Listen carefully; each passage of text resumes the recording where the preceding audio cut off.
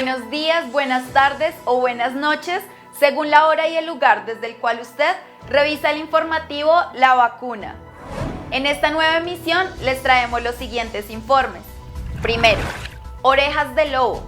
Segundo, caña amarga. Tercero, ante la crisis, dependencia del Estado o autogestión. Veamos.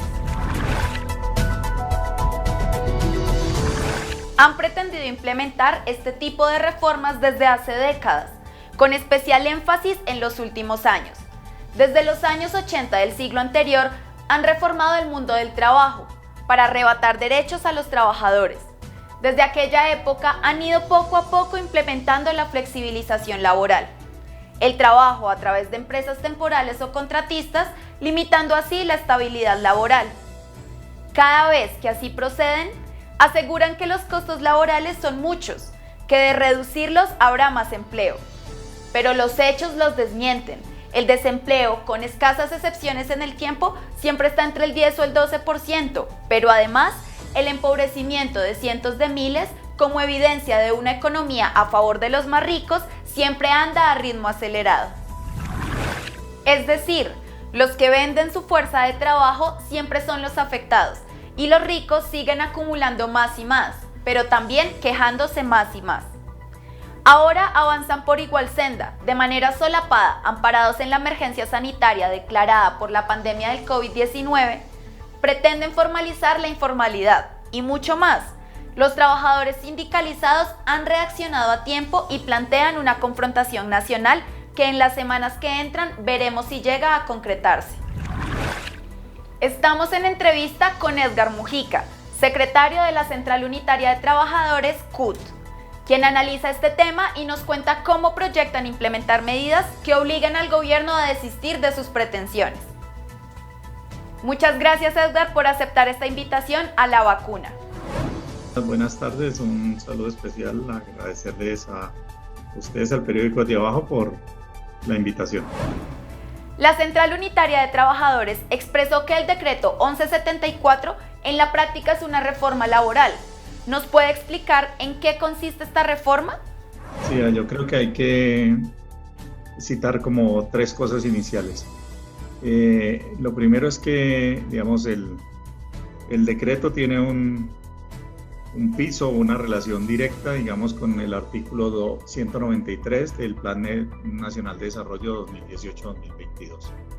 Es decir, es un desarrollo de la política del gobierno de Iván Duque. Lo segundo, el decreto plantea en temas de seguridad social un nuevo esquema donde flexibiliza la seguridad social, donde disminuye los costos de la nómina para los empresarios, y ahí aparece una cosa muy importante que hemos venido denunciando desde la CUT, es que este gobierno durante todo el tiempo de pandemia, todos los decretos que ha tomado han favorecido a los grandes empresarios del país y a la banca, y no a los trabajadores. Y socava la responsabilidad del gobierno frente a su papel de garante a un derecho fundamental como es el derecho a la seguridad, a la protección social para todos los trabajadores y trabajadoras del país. Y lo tercero es que abre un escenario de reforma laboral, porque viabiliza contratar trabajadores por horas, por turnos, y cambia las condiciones de seguridad social para los trabajadores del país. Entonces, por eso nosotros hemos venido afirmando que en sí el decreto 1174 es una reforma laboral disfrazada. Y en este sentido, ¿qué acciones plantea adelantar la CUT para bloquear la implementación de este decreto? Bueno, hay como varias acciones. Primero, un rechazo contundente. Esta mañana se hizo una rueda de prensa nacional donde nuestro presidente Diógenes Orjuela pues fijó la postura política que tiene la CUT frente al tema. Lo segundo, el gobierno había convocado un escenario que se llama Misión Empleo, que era un escenario donde se iba a tener una discusión de carácter nacional, diversa, amplia, sobre el tema del empleo y del trabajo y del modelo económico en el país.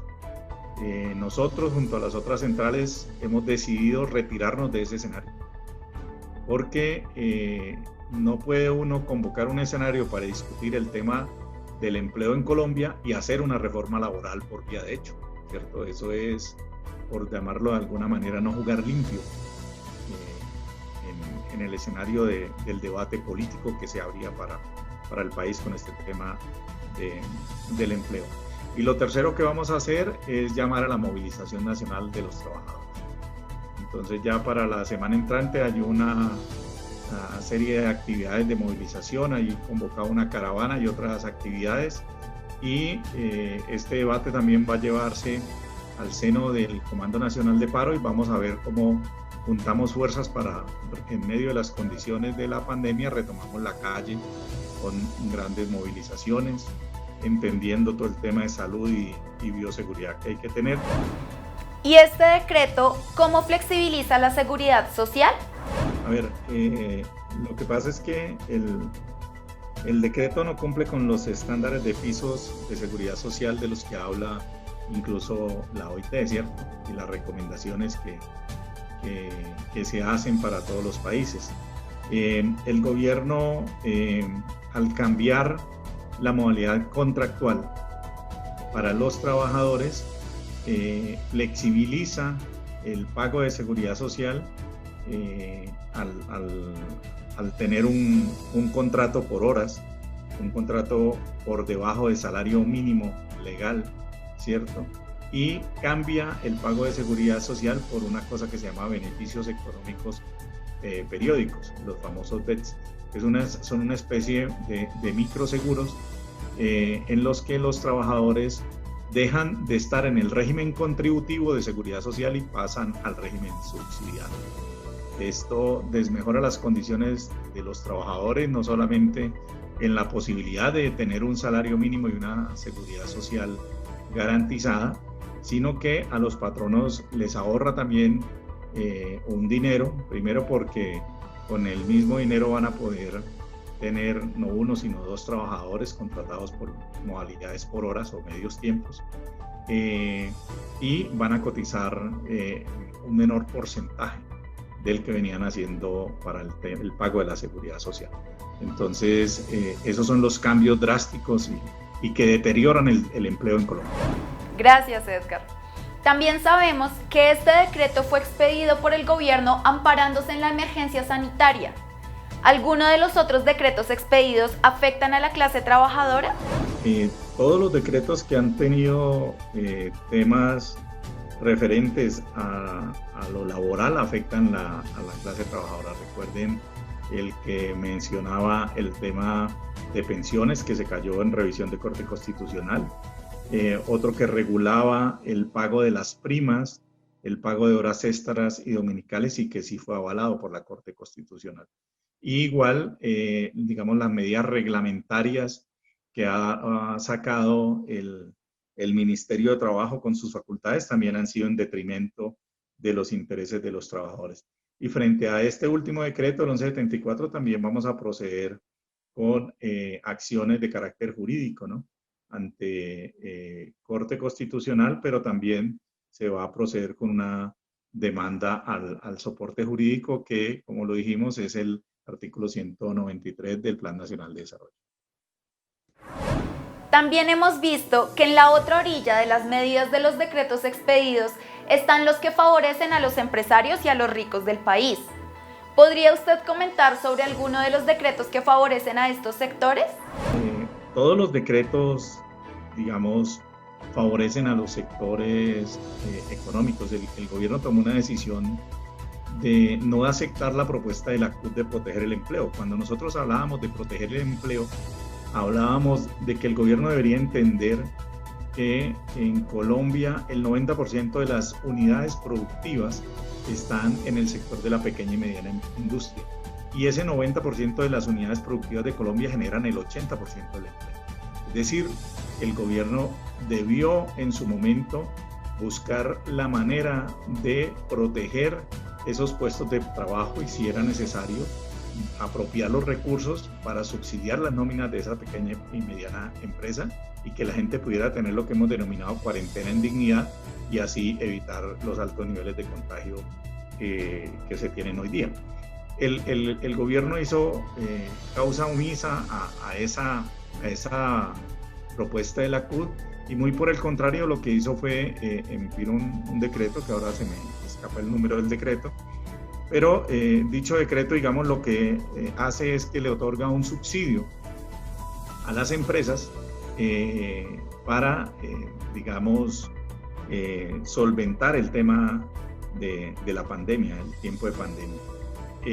Cuando usted se pone a revisar el decreto, a hacer las cuentas, a mirar los trámites que debe hacer, pues la verdad, el único beneficiado es el gran empresario, porque el tendero, el señor de la ferretería que tiene 2, 3 empleados, el pequeño industrial que tiene 10 empleados, pues le queda bastante complicado, y el porcentaje o el monto que va a recibir no compensa, digámoslo así, la acción que va a emprender.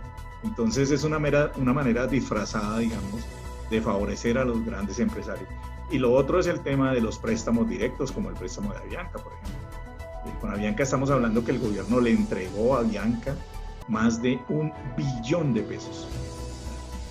directamente a una empresa que no es colombiana, que es una empresa extranjera, está en el sector privado, y el gobierno pretende, digamos, o tomó la decisión de entregarle este dinero. Y ligado a eso, está con la intención de vender los principales activos que tiene el país, o que le quedan al país, como es Ecopetrol, por ejemplo. ¿Ya? Entonces hay suficientes razones para señalar lo equivocado de la política económica del gobierno, lo equivocado en no proteger al empleo, en no brindar renta básica a los trabajadores, especialmente informales del país, y a los desempleados, y en no proteger con medidas de salud y bioseguridad a los trabajadores de la salud colombiana. Muchas gracias, Edgar. Estas fueron las declaraciones de Edgar Mujica, secretario de la Central Unitaria de Trabajadores, en La Vacuna, el antídoto contra la desinformación.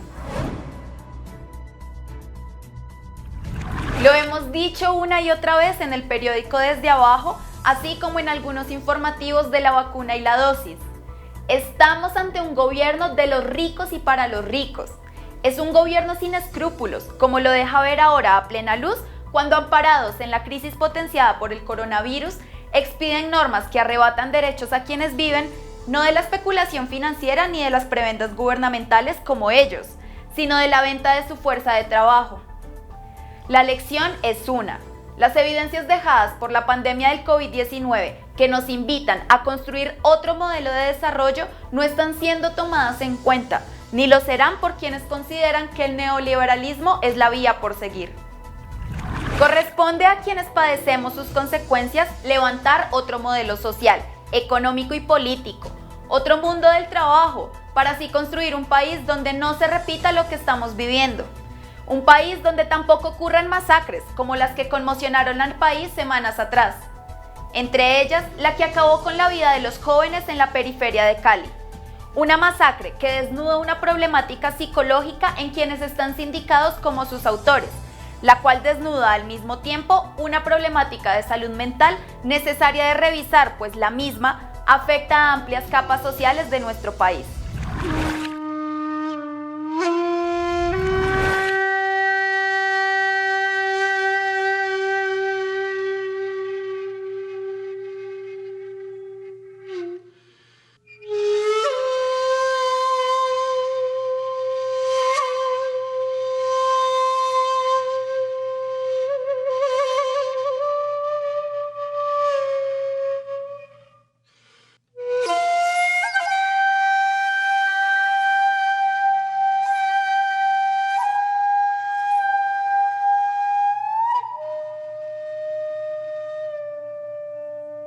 Las conductas de violencia de la especie humana no pueden explicarse como un 2 más 2. Hechos como la masacre de 5 jóvenes, perpetrada el pasado 11 de agosto en el barrio Llano Verde, en Cali, a manos de 3 guardias privados de una empresa azucarera que los sometieron a indefensión, postración y tortura, según asegura Medicina Legal luego de su autopsia, es estremecedor. Existen 2 elementos que determinan la perversidad de un acto así. El primero es su intención o objetivo, para luego atravesar esa zona gris, difusa, donde se diluye la conciencia, la capacidad de distinguir entre el bien y el mal, y una vez allí en la otra orilla de ese camino oscuro.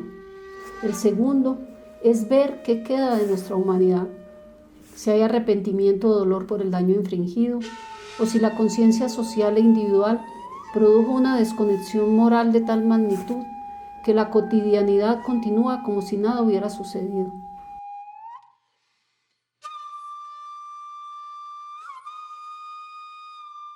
Las causas de estas acciones se remontan a muchos años de distancia. En Colombia la guerra, el dolor y las masacres han fundido eslabones de una cadena que no logramos romper, y es aterrador comprobar cómo la sociedad ve esto como un simple espectáculo del que se desvincula como si fuese algo ajeno. En el particular de estos jóvenes estamos ante un suceso que parece incomprensible, mucho más cuando el hecho desencadenante de su tortura y muerte es el simple ingreso a un territorio privado para cortar y saborear unas cuantas cañas de azúcar. Un acto de violencia demencial que nos enfrenta ante una realidad nacional y que nos cuestiona en lo que somos como sociedad, como personas o como nación. ¿Cómo es posible actuar de esta manera? ¿Qué pasa por la mente de un ser humano para que llegue a negar su empatía natural por otro de su misma especie? Y sin evaluar la situación, actuar reactivamente, llegando incluso a la tortura y al asesinato. ¿Qué papel le corresponde al comportamiento colectivo? Y la obediencia, ¿cómo actúa en ello? ¿Cómo pesa esto en la militarización de las empresas, como las de vigilancia que funcionan bajo parámetros de mando y obediencia? ¿Y cómo pesa esto en el temor a perder un trabajo?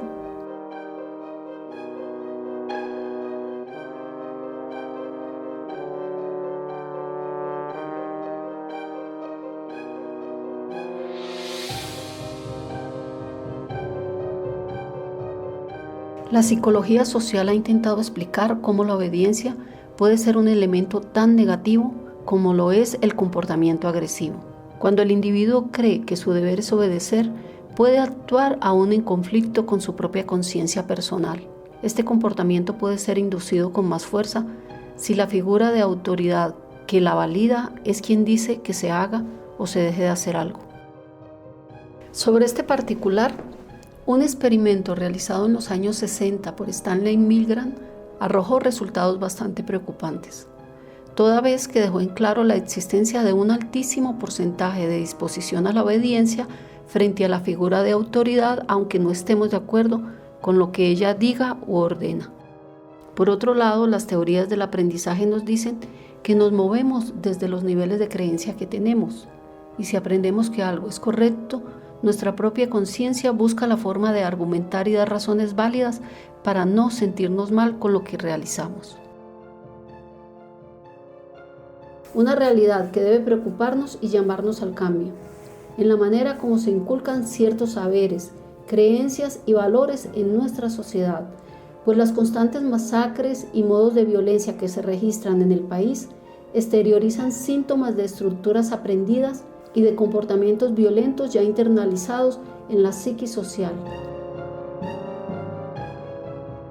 Una tercera razón, y aún más preocupante, es la psicopatía. Hemos construido una sociedad de psicópatas que ya no sienten empatía por los otros y que no tienen remordimiento por sus acciones.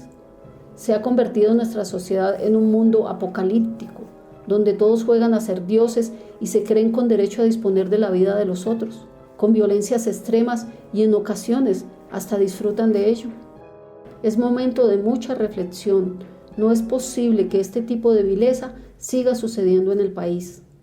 Además, sin conmoverlos, sin desatar una reacción ciudadana que confronte a los poderes que permiten que prosigamos por este estado de las cosas.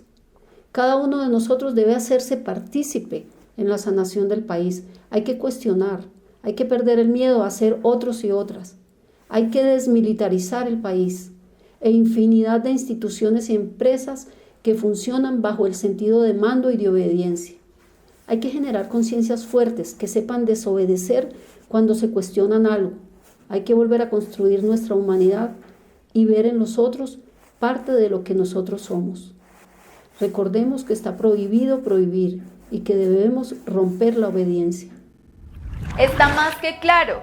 Mientras no asumamos que debemos desmilitarizar el conjunto de la vida en nuestro país, mientras no quebremos el Estado autoritario incrustado en la mente de millones de connacionales que han sido formados en y para la guerra, no podremos pasar a un país diferente al que tenemos. Es una ruptura en la cual también la sacrosanta propiedad privada tiene que ser cuestionada, relativizándola, pues no puede ser que su protección sea más importante que la garantía de la vida. Es un cambio que también invita a transformar nuestra manera de relacionarnos con el Estado, a no esperar tanto o nada de él, a darle paso a formas de vida y convivencia autorreguladas, autogestionadas, solidarias, donde la acumulación de riqueza deje de ser el propósito de la vida de unos y otros y en su defecto la vida en común, con beneficio para todos y todas, ocupe su lugar. Precisamente sobre esto, a partir de la coyuntura que estamos viviendo a nivel latinoamericano y global, nos comparte unas breves reflexiones Raúl Civechi. Buenas tardes, buenas noches a este informativo de Desde Abajo, según el lugar donde estén. Estamos viviendo momentos muy complejos en América Latina.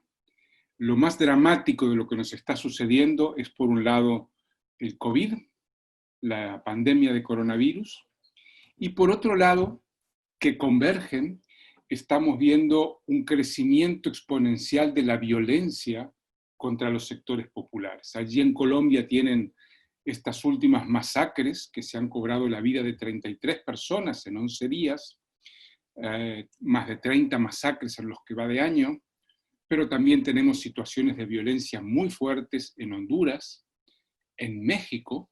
En México estamos asistiendo a un desplazamiento forzado de miles de familias por parte de la acción de grupos paramilitares.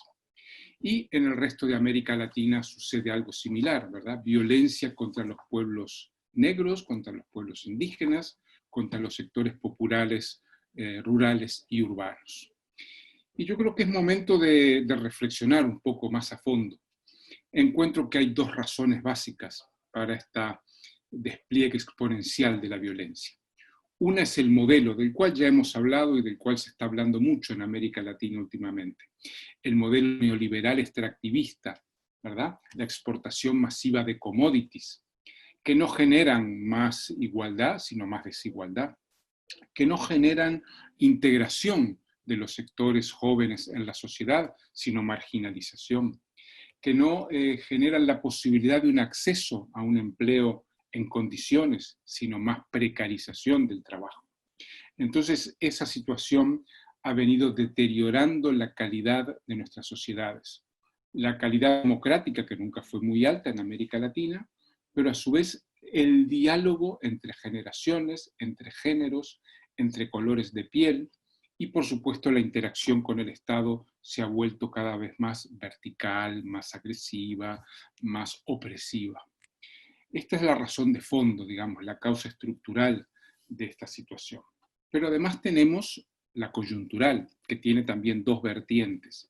Por un lado, asistimos a una polarización creciente en el mundo, a una tendencia a la guerra desatada por parte de dos grandes potencias, como son Estados Unidos, que es la potencia agresora, y China, que busca ascender al rango que considera le corresponde en el escenario global, por ser la segunda potencia económica del mundo y tener un desarrollo creciente. Esta situación de conflicto internacional exacerba las contradicciones, no solo entre estas dos potencias, sino en todo el planeta. Y por otro lado, la pandemia de coronavirus, que como hemos hablado en otros casos, acelera las tendencias que ya se venían registrando en nuestra sociedad. Básicamente la tendencia a la deslegitimación de los estados, ¿verdad? A la militarización de las sociedades, ¿verdad? A la creciente violencia intrasocial, ¿verdad? Porque no solo hay una violencia de arriba abajo, sino también hay tendencia a la violencia entre los abajos, entre los sectores populares.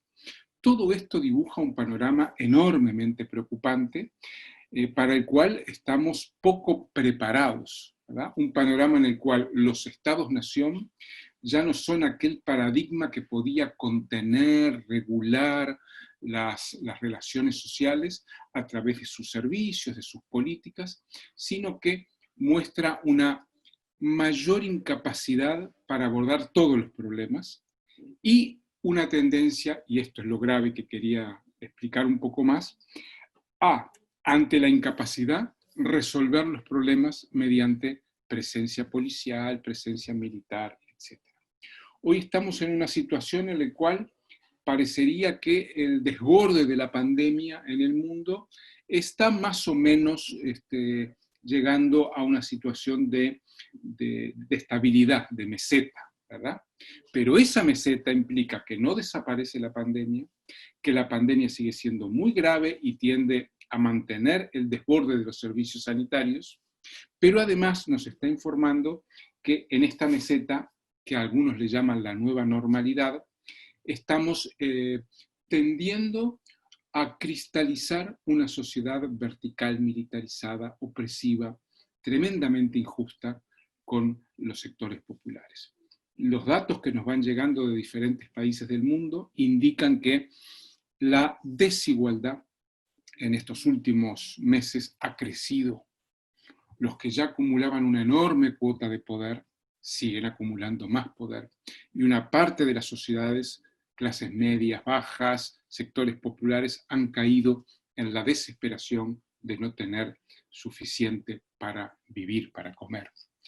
En esta situación, que considero que es una buena muestra de las tendencias de fondo que estaban existiendo, tenemos que reflexionar, tenemos que discutir si vamos a seguir con las viejas formas de acción centradas en la demanda, en la exigencia al Estado para que cumpla su tarea, que es salvaguardar la vida en la sociedad civil, o vamos a empezar y a profundizar, como ya están haciendo unos cuantos colectivos humanos, a garantizar nuestra autonomía, nuestra sobrevivencia, nuestra capacidad de resolver nuestros problemas por nosotros mismos. Creo que ya es momento de no esperar más, de seguir un camino propio, nuevo, arduo, difícil. No va a ser nada sencillo resolver estos problemas por nosotros mismos. Pero sí, tenemos que discutir, tenemos que debatir hacia dónde vamos y cómo queremos transitar los caminos en los próximos años. Bueno, hasta aquí he llegado. Buenos días, buenas tardes, buenas noches. Nos veremos la próxima semana. El reto es claro. Estamos en medio de una crisis sistémica, donde uno de los pilares del sistema capitalista es el Estado-Nación, el cual permite ver profundas fisuras en sus estructuras. Es una crisis que debemos aprovechar para crear alternativas, las mismas que nos invitan a mirarnos como pueblos emergentes, con sueños de otra vida, donde los imperios no pongan en riesgo la existencia de la especie humana, y donde una nueva agenda de convivencia y producción global tome liderazgo. Necesitamos abrir nuestra mente ante este tipo de retos. La crisis del coronavirus es solo la expresión de uno de sus signos. Para el asunto es mucho más complejo e implica el medio ambiente, el modelo de desarrollo, la matriz energética, el modelo agrario, el ordenamiento urbano y mucho más. Es decir, está en crisis nuestra forma de vida. El reto es mayúsculo, pero asimismo debe ser nuestra decisión de salir triunfantes, izando nuevas banderas de y para la vida solidaria en justicia y dignidad. Agradecemos a todas las personas que nos escriben en nuestro canal de YouTube y nos alientan a seguir con este proyecto de comunicación alternativa. Los invitamos a compartir los informativos para que cada vez seamos más personas vacunadas contra la desinformación.